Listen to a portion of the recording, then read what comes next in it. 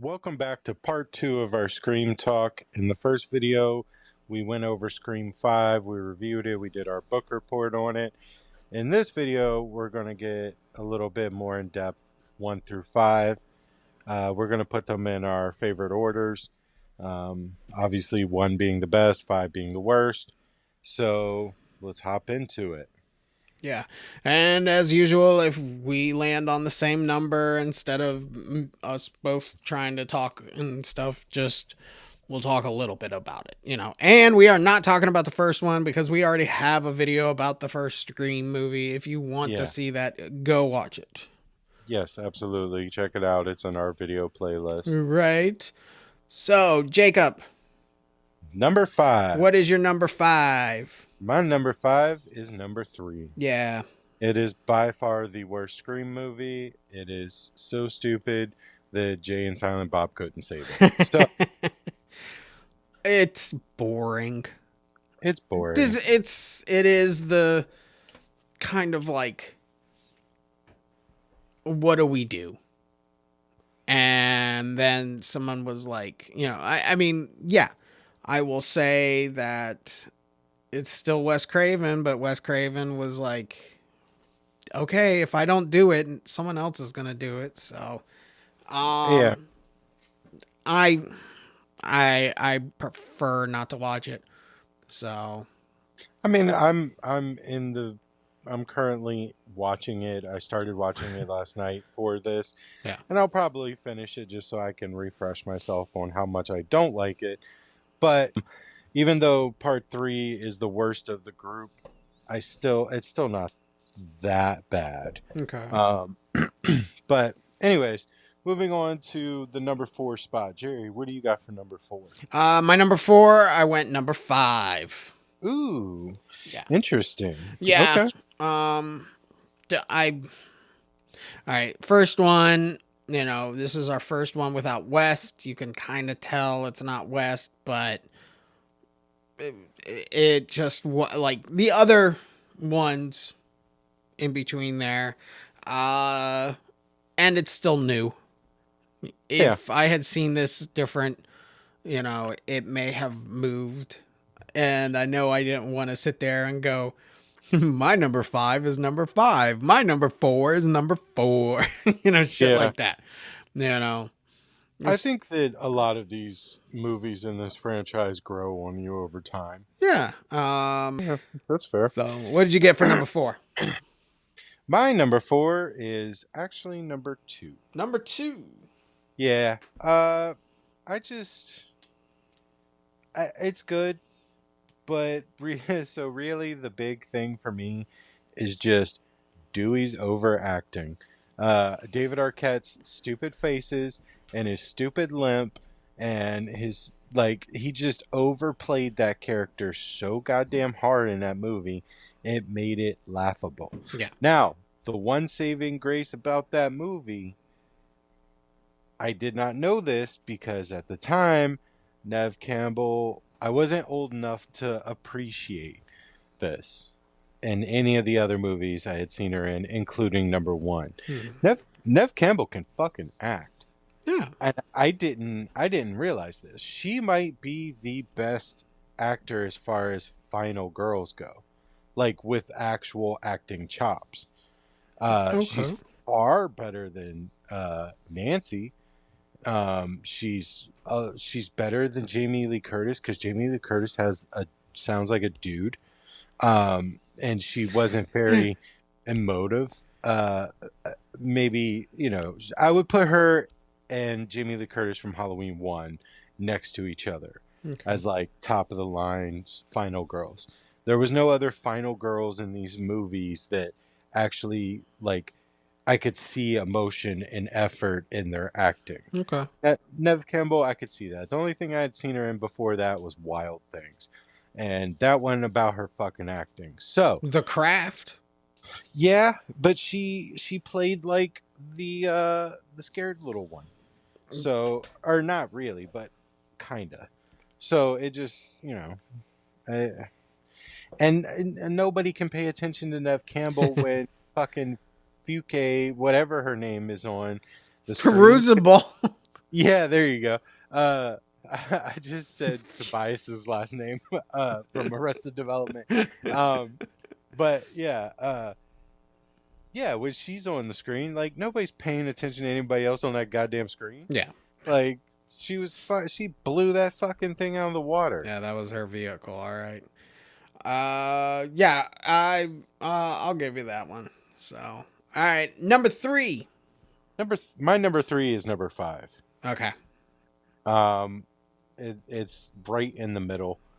It's just barely like it's good. Okay. Yeah. I enjoyed it. It was fun to see everybody again. Yeah. It was fun to revisit the story. I think it had been enough time to really push for another one if they were going to do it. So Yeah. I enjoyed it. My number 3 is number 4. Ooh. Like the way that I tried to like when I watch these, you know, you watch the first one, the second one, the third one we know was not the best. I tried to do the number 4, like a rewatch, and I was done. And it wasn't happening for me, you know? Okay. I was sitting there beating it to death, but nothing came out, you know? Yeah. But is it bad? No. It's not a bad movie, but it's just not worthy of anything, you know, like it's in the middle. It's that middle tier, you know, it's not low, but, and there are some kills in there that are really memorable. A lot of new characters, you know, and does it feel like a Scream movie? Yes, it feels like a Scream movie. Just with like the Scooby-Doo element, like I've said before. There's all these movies feel kind of Scooby-Doo-ish, where it's like, who's the killer this week? Zoinks! But Yeah, that's fair. yeah, you know, where it's just like, fucking, who could it be this week? You know? Yeah. So that's where it's in my number 3 spot. Okay. So my number 2 is number 4. Number 4. I actually really enjoyed number 4. I thought that it was a good effort to bring back the franchise, and I think that they did bring back the franchise, and that's the only reason number 5 and 6 are being entertained. Yeah. Or the TV show. Yeah, see, I never watched it. But yeah, so number 4 is my number 2 because Emma Roberts was in it. And it was, that was the one where they fresh faced everything. They kind of added people that like hadn't been there before. Like 1, 2, and 3 all revolve around Nev Campbell, Cotton Leary, and killers trying to kill. Yeah. So this one was just like, I'm your cousin out of nowhere. So like, at least they tried to change it up, tried to be something different. But yeah. Who's trying to kill Nev Campbell in this week's episode? I was your brother's roommate, and he ate all of my McDonald's one day, and then I saw that someone was trying to kill you, so I was like, better hop on this bandwagon. You know, I don't know, so that is why I'm doing this. Sydney. I know, we used to do that as a kid. Like when we watch this, it's like, is her name Cindy? Fucking all right. Number 2 is number 2. Ooh. I think this movie's great because Jamie Kennedy gets his fucking stupid face stat. And number 2, I felt like that was the best acting he had done.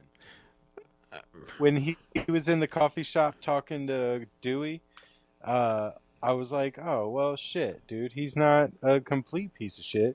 Like, he's more Pauly Shore than Pauly Shore. Yes, he is more Pauly Shore than Pauly Shore is. I will give you that. I would pay money to watch Pauly Shore punch that man right in the face. Okay. I'm pretty sure you can pay Pauly Shore to do that. Yeah, So I probably can. I need to hit up his Venmo and stuff. What's your Patreon? Your Patreon on punching Jamie Kennedy in the face. But it has the one scene in there where Jamie Kennedy's like, the number two is the one that always ruins the whole franchise. Mhm. And he's like, think of any number two movie, you know, and they're like, oh, this Aliens and Alien, Terminator 2. They do The Godfather 2. I'm like, no one's saying Empire Strikes Back in that one. Yeah, yeah, exactly. But, you know, like, but the movie, I think, has the most memorable. It has the theater kill where the guy Mm. gets stabbed in the bathroom stall. I remember that more because a Scary Yeah, Movie and parodied he had it. Jada Pickett Smith pretending to act, Yeah. and she was like up on the like in front of the screen going for Mm-hmm. like 4 minutes, and it was like, dude, come on. Yeah. And The whole thing with Wes, just his writing skills are great like that. So, yeah, yeah. all right. So, number one. It's number 5 for me. Yeah, I bet it is. Fucking. No, number one's number You one. love that Gen Z like acting and writing apparently, where it's just like, yeah, totally agree with these kids, these children, you know. I will say though, I did find it funny in number 2. Um, he's talking to, I forget which character he's getting ready to kill, but he's talking to one of them on the phone.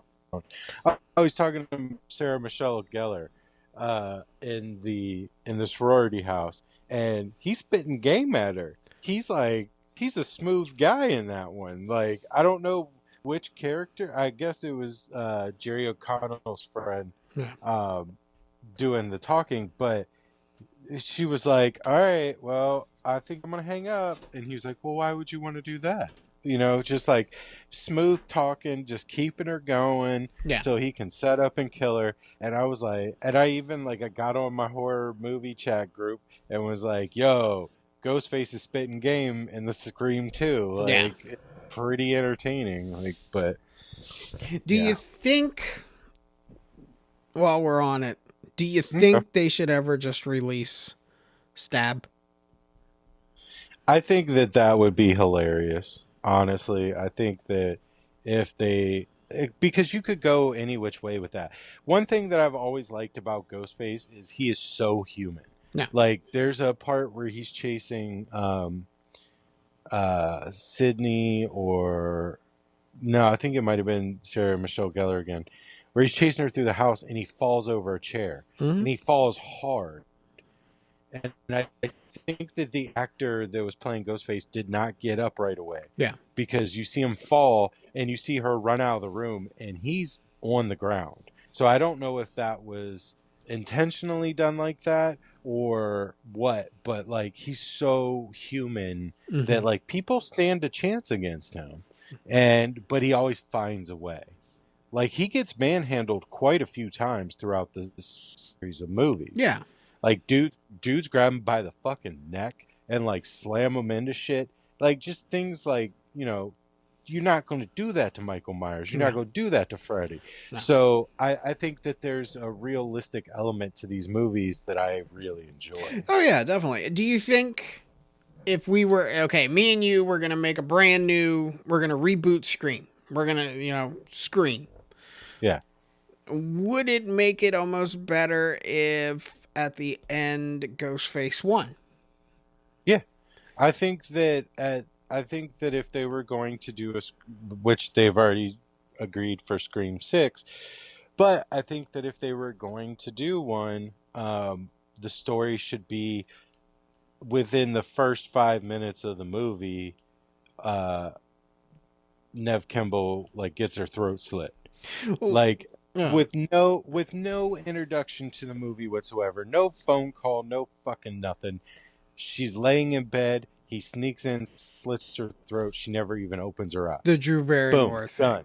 Yeah, we think Yeah. we're getting Drew Barrymore, but she dies in the first 5 seconds.